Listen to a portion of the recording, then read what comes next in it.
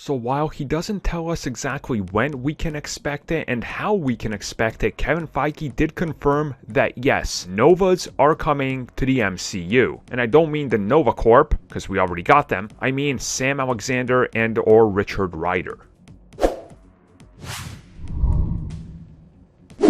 So in recent interview hyping up the future of Marvel Studios, and considering that we already have such a huge slate in the next 3 years, you think everybody would be satisfied enough? But we're of course not, because we're fans and we want more of the things we love. Kevin Feige was asked about the long time standing rumor that Nova would finally be coming to the MCU. And he said, and I quote, "Clearly, we are not shying away from the cosmic end of storytelling right in the sweet spot of the Nova Corp and Nova himself." And then he was asked outright about the two popular versions of the character and if they will ever appear in the MCU, whether it was Sam Alexander and or Richard Rider, and Kevin Feige's answer was, and I quote, "Yes." So there you go. He confirmed to us that yeah, we're gonna get one or both of these characters, and that they're not going to abandon the Nova Corp and Nova himself, and instead will focus on him down the road. Now here's my takeaway from this. It's that the character is at least 5 to maybe 10 years away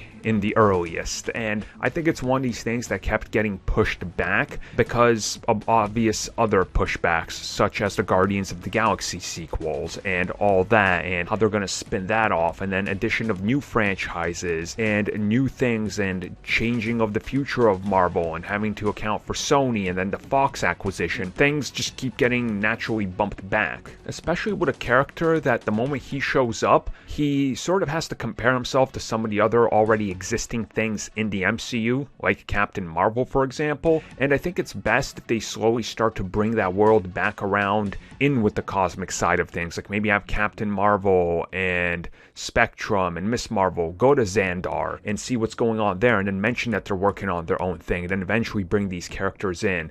And I also think it's interesting that he said yes to both Richard Rider and Sam Alexander, which makes me think that Sam is going to be one of these younger characters way down the road, like once the newer, younger Avengers are already semi-grown up, that he comes in and he's then a younger character added to that roster along with other younger characters down the road, which sort of does make sense. Let's just not toss everybody in together at once and then see what happens. Let's sort of spread them out. So same thing with Nova. And realistically, when we get to the point where we have Surfer in here, where we get to the point where we have Nova, then sort of we're looking at a bigger, more grandiose cosmic side of Marvel. And I think you do have to slowly lean into that because there's so many powerful characters. Because the moment you get the Annihilators or something out there on screen, it's like unlimited power of the movie. So you sort of have to build up that expectation.